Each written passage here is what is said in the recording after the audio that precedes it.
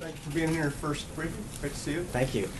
Before I get to a policy question, just a question about the nature of your job. Yeah. Is it your intention to always tell the truth from that podium, and will you pledge never to knowingly say something that is not factual? It is.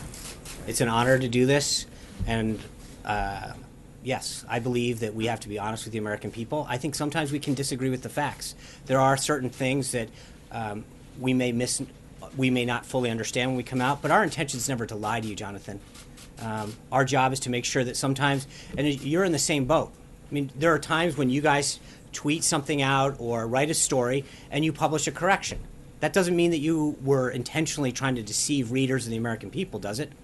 And I think we should be afforded the same opportunity. There are times when we believe something to be true, or we get something from an agency, or we act in haste because the information available wasn't complete, but our desire to communicate with the American people and make sure that you have the most complete story at the time. And so we do it. But again, I think that when you look net, we're going to do our best every time we can. I'm going to come out here and tell you the facts as I know them, and if we make a mistake, I'll do our best to correct it. But I think that it's as I mentioned the other day, it is a two-way street. There are many mistakes that the media makes all the time. They misreport something, they don't report something, they get a fact wrong. I don't think that's always to turn around and say, okay, you were intentionally lying. I think we all go try to do our best job and do it with a degree of integrity that in our respective industries. Do you have any corrections that you would like to make, clarifications of what you Sure. said Saturday? Well, ask away, Jonathan. Well, just for instance, I don't want to get into relitigate the whole issue, but just take one, the issue of Metro ridership. You made a statement about. We did, Metro and at the ridership. time, the information that I was provided by the inaugural committee came from an outside agency that we reported on. And I think, knowing what we know now, we can tell that WMATA's numbers are different. But we were trying to provide numbers that we had been provided. That wasn't like we made them up out of thin air. And do you stand by your statement that was the most watched inaugural address? Sure, it was the most watched inaugural. When you look at just the one network alone got 16.9 million people online. Another couple of the networks, there were tens of million people that watched that online. Never mind the audience that was here. 31 million people watched it on television. Combine that with the tens of millions of people that watched it online on a device. It's unquestionable. I don't see any numbers that dispute that. When you add up attendance, viewership, total audience in terms of tablets, phones, on television, I'd love to see any information that proves that otherwise. And then do you dispute that? Well, I don't want to get into numbers. I do.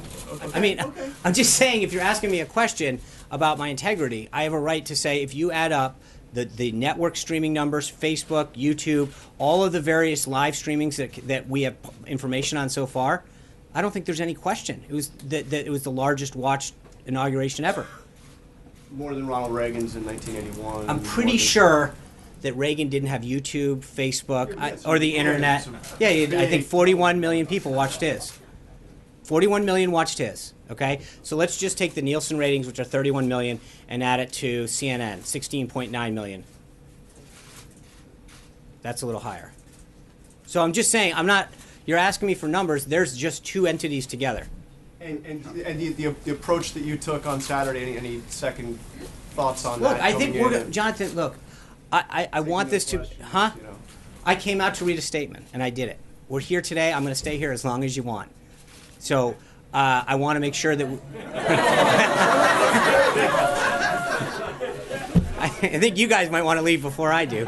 But look, I want to make sure that we have a healthy relationship. We saw the other day that, and I'm not trying to rehash history, but you're asking the question, so I'm going to answer it.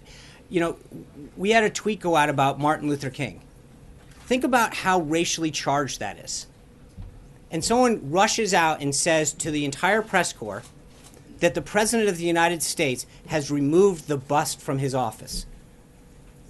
Think about what the signal... Hold on, please. And apologize. No, he actually applies to, quote, my colleagues. That's the exact quote. Okay? That quote, that report got tweeted out around. And to report, where was the apology to the President of the United States? Where was the apology to millions of people who read that and thought how racially insensitive that was? Where was that apology? You accepted his apology, though, Sean. Okay, I'm asking, where was that apology? And so I'm just saying that when things like that happen, when John Lewis says that he's never missed an inauguration, and we find out actually he skipped George W. Bush's, that there are points at which we have a right to make sure that we correct the record. I mean, you're talking about integrity, and you're talking about telling the truth and facts. I don't know that it wasn't malicious at all, and I'm not saying, but there's a point at which we have a right to go out there and correct the record. And I think that over and over again, there is this attempt to go after this president and say, well, that can't be true, and that's not right, and the numbers weren't there, and there's a rush to judgment every time. And it's a two-way street. We want to have a healthy and open dialogue with the press corps and with the American people about what he's doing to help this country and to unite it.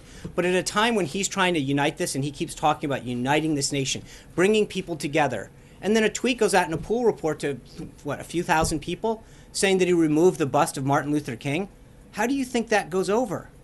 Sean, did the media invent the feud between the president and the intelligence community? Look, I think that you saw from the response the other day, he walked into the CIA, people were hooting and hollering, they gave him a 5-minute standing ovation. That doesn't look like a relationship they were excited. This is not a media invention. But I think there's a difference between having differences with intelligence leaders and leaders of that community who had strong differences with, than the people and the men and women who toil every single day in our intelligence community. And it was reflected at the CIA.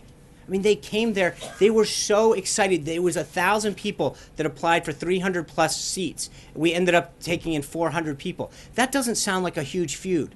They were excited, they were clapping, they were cheering when he walked in. And to see reports that made it sound like there was some, fence mending that needed to happen, that sure didn't look that way when you walked in. I'm going to move on. Yeah.